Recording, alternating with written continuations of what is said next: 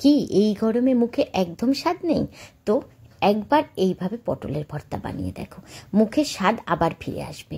আর কিচ্ছু লাগবে না ভাতের সাথে খেতে, কথা দিচ্ছি। একদম শুধু এই পটলের ভর্তা আর গরম গরম ভাত দিয়েই সব ভাত খেয়ে নিতে পারবে। তো একবার ট্রাই করে দেখো। তো প্রথমেই কয়েকটা পটল নিয়ে এভাবে উপর থেকে আঁশটাকে চেঁচে নিতে হবে। কোনো খোসা ফেলাবার দরকার নেই, শুধু আঁশটাকে এভাবে ছুলে নিলেই হবে। যারা ভাত ভালোবাসো না, রুটি পরোটা সবের সাথেই কিন্তু ভালো লাগবে। তো একবার অবশ্যই ট্রাই করে দেখো। তো এভাবে আঁশটাকে ছুলে নিয়ে এবার মাছ বরাবর কেটে যেভাবে খুশি ছোট ছোট টুকরো করে নিলেই হলো। ব্যাস, যে যেরকম খুশি, যে পারো না সেও কোনো রকমভাবে টুকরো করে নিও। কারণ আমিও খুব একটা ছুরি চালাতে পারি না, তাই ছুরি দিয়ে কাটতে গেলে এবড়ো খেবড়ো হয়। তবে বটিতে আমি খুব সুন্দর কাটি। তো যাই হোক, ছুরি দিয়ে এভাবে মোটামুটি একরকম টুকরো করে নিলাম। আমরা বাড়িতে হামেশাই বেগুন ভর্তা, আলু ভর্তা, ঝিঙে ভর্তাও খাই, কিন্তু পটল ভর্তা কি তোমরা খেয়েছো? একবার আমাকে কমেন্ট বক্সে জানিও। এরপর পটলগুলোকে বেশ ভালো করে সুন্দর করে 2-3 বার ধুয়ে নিতে হবে কচলে কচলে। তোমরা চাইলে আঁশটা ছাড়িয়ে নিয়ে তারপরে ধুয়ে তারপরেও টুকরো করতে পারো। তো আমি টুকরো করে একবারে ধুয়েছি, যে যেভাবে খুশি ধুয়ে নিলেই হলো। তো পটলগুলোকে এভাবে সব টুকরো করে ধুয়ে নেওয়া হয়ে গেছে। এর সাথেই লাগছে একটা ছোট মিডিয়াম সাইজের টুকরো করে নেওয়া পেঁয়াজ, আর 2টো পাকা লঙ্কা, আর 15 থেকে 20 কোয়া রসুন। তো এবার একটা শুকনো কড়াইয়ের মধ্যে 2টো শুকনো লঙ্কা, হাফ চামচ কালো জিরে, আর ওই 15-20 কোয়া রসুন যে ছুলে রেখেছি সেটা নিয়ে নিলাম। এবার মিনিট 2 এই শুকনো খোলায় এগুলোকে সুন্দর করে নেড়ে নেব। সুন্দর রসুনটার মধ্যে হালকা লালচে ভাব আসবে, শুকনো লঙ্কাগুলোর মধ্যেও হালকা লালচে ভাব আসতে হবে। ততক্ষণ অবধি একটু নাড়তে হবে। এই সময় গ্যাসের আঁচটা মিডিয়াম টু লোতে রেখেই আস্তে আস্তে নাড়তে হবে। তাহলে কালো জিরেটা, রসুনটা কোনো কিছুই পুড়ে উঠবে না, আবার সুন্দর ভাজা ভাজাও হয়ে আসবে।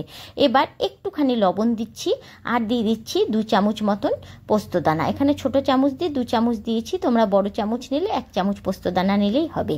ব্যাস, তারপর আবারও পোস্তদানাটা দিয়ে একটু 2 মিনিট নেড়ে নেব, তাহলেই হয়ে যাবে। তারপর এটাকে কড়াই থেকে ঢেলে একটু ঠান্ডা করে জুড়িয়ে নেব।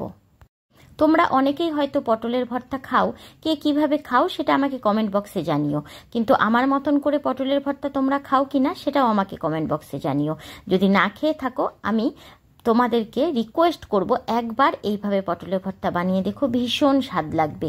যাই হোক, ওটাকে নামিয়ে রেখে ওই কড়াইয়ের মধ্যেই 1 কাপ মতন আন্দাজ করে জল দিয়ে দিলাম, আর ওই পেঁয়াজটা ডুমু ডুমু করে রেখেছিলাম সেটা দিয়ে দিলাম, 2টো পাকা লঙ্কা নিয়েছি সেটা দিয়ে দিলাম, আর পটলগুলো টুকরো করে নিয়েছি সেটা দিয়ে দিলাম। খুব সামান্য পরিমাণে একটু নুন দিয়ে দিলাম। এবার মিডিয়াম আঁচে ঢাকনা দিয়ে ঢেকে এটাকে মিনিট 5 মতন ফুটিয়ে নেব। মানে ওই জলটাকে পুরো পটলের মধ্যে সেদ্ধ হতে হতে জলটাকে ফুটিয়ে শেষ করে দিতে হবে। তো মিনিট 5 প্রথমে থাক, ততক্ষণে আমরা মিক্সার গ্রাইন্ডারের জারে ওই পোস্ত, লঙ্কা, কালো জিরে, রসুন সেগুলোকে একটু গুঁড়ো করে নিলাম। প্রথমে একবার ঘুরিয়ে একটু গুঁড়ো করে নিয়ে তারপর একটু জল দিয়ে সুন্দর একটা মিহি পেস্ট তৈরি করে নেব।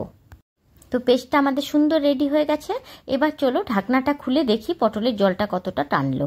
না, পটলে এখনো অনেকটা জল আছে, আর পটলগুলো খুব ভালো সেদ্ধ হয়নি। তো এবার গ্যাসের আঁচটা বাড়িয়ে দিয়ে আমি ঢাকনা দিয়ে ঢেকে আবারও মিনিট 3-4 রেখে দেবো। তাতে জলটাও টেনে যাবে আর পটলগুলো খুব সুন্দর সুসেদ্ধ হয়ে যাবে। আচ্ছা, আমি এখানে 2টো পাকা পাকা লঙ্কা নিয়েছি, আর বেশি ঝাল দিইনি। তোমরা যদি আরও ঝাল খেতে চাও আরও 2-1টা কাঁচা লঙ্কা অ্যাড করতে পারো। ঝালটার জন্য লঙ্কাটা তোমরা বুঝেই দেবে। তো দেখো, খুব সুন্দরভাবে জলটা টেনে গেছে আর পটলগুলো খুব সুন্দর সেদ্ধ হয়ে গেছে, সাথে পেঁয়াজটাও সেদ্ধ হয়ে গেছে। তো এবার এটাকে একটু ঠান্ডা করে নিয়ে তারপর মিক্সার গ্রাইন্ডারের জারে দিয়ে সুন্দর করে এটাকে একটা পেস্ট তৈরি করে নেব। এবার আমি এটাকে 2 বারে বেটে নেব, কারণ আমার মিক্সার গ্রাইন্ডারের জারে ছিল না, তাই 2 বারে দিয়ে সুন্দর একটা মিহি পেস্ট আমি এটার রেডি করে নিলাম। তোমরা যদি এই পটলের ভর্তাটা আর একটু বেশি পরিমাণে বানাতে চাও না, তাহলে পেঁয়াজ, রসুন সব কিছুর পরিমাণ কিন্তু একটু একটু বাড়িয়ে দেবে। মানে রসুনের কোয়াও আর একটু বাড়িয়ে নেবে, আর সাথে যে পেঁয়াজটাও সেদ্ধ করেছি সেটাও আর একটু বাড়িয়ে নেবে। তো এখানে আমি 5-6টা মতন পটল নিয়েছি, সেই আন্দাজে এটা করেছি। তো তোমরা সেই আন্দাজ বুঝে করবে। তো কড়াইয়ে বেশ কিছুটা সর্ষের তেল দিলাম, ধরো 4 থেকে 5 চামচ। এখানে কিন্তু সর্ষের তেল দিতে কৃপণতা করলে একদম ভালো হবে না পটলের ভর্তাটা খেতে। তো তার মধ্যে আমি হাফ চামচ চিনি আর পরিমাণ মতন একটুখানি লবণ দিয়েছি। লবণটা খুব বুঝে দিতে হবে, কারণ আমরা রসুন ভাজবার সময় লবণ দিয়েছি, আবার পটল সেদ্ধ করবার সময় লবণ দিয়েছি। পটলের ভর্তায় লবণ পোড়া হয়ে গেলে কিন্তু খেতে ভালো লাগবে না, তাই খুব বুঝে লবণটা ব্যবহার করবে। তারপর প্রথমেই তেলটা গরম হয়ে গেলে আমরা যে রসুন আর কালো জিরে সব দিয়ে একটা পেস্ট বানিয়ে রেখেছিলাম পোস্ত দিয়ে, তো সেটাকে আমরা প্রথমে দিয়ে দিব। মিনিট 2 গ্যাসের আঁচ বাড়িয়ে দিয়ে ওটাকে নাড়বো, খুব সুন্দর একটা ফ্লেভার বের হবে। ঠিক তারপরেই আমরা পটলের পেস্টটা যে করে রেখেছি সেটা গ্যাসের মধ্যে দিয়ে দেবো, মানে তার মধ্যে দিয়ে দেবো। দিয়ে এবার গ্যাসের আঁচ মিডিয়াম করে দিয়ে আস্তে আস্তে এটাকে বেশ কিছুক্ষণ নাড়তে থাকবো।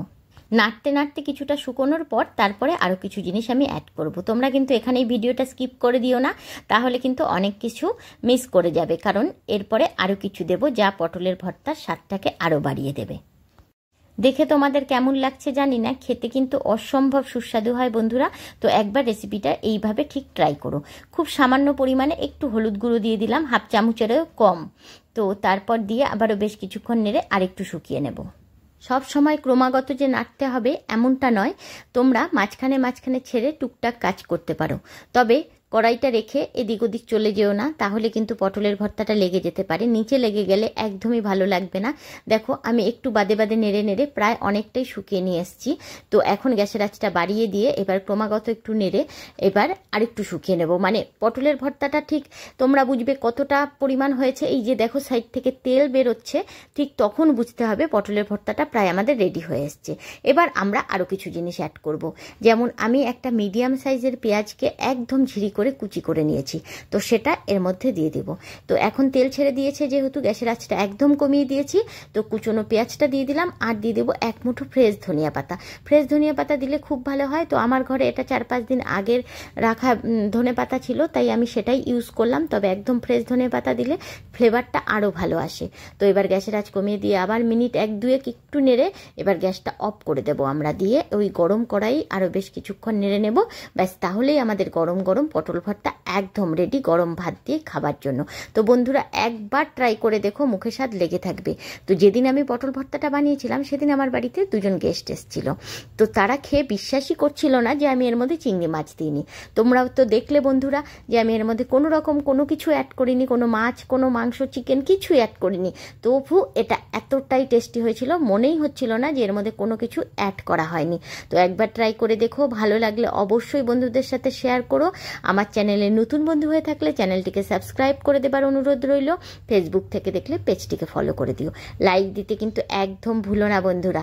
একবার ট্রাই করে দেখো। পটলের সিজন এখন, বাজারে প্রচুর পটল, আমরা অনেক রকম রেসিপি করে খাই। তোমরা ঠিক এইভাবে একবার ট্রাই করে তারপর আমাকে কমেন্ট বক্সে জানিও তোমাদের রেসিপিটা কেমন লেগেছে। তো আজ এই অবধি, দেখা হবে আবার নেক্সট ভিডিওতে। টাটা বন্ধুরা, ভালো থেকো, সুস্থ থেকো, আর সুন্দর সুন্দর এরকম খাবার খেও।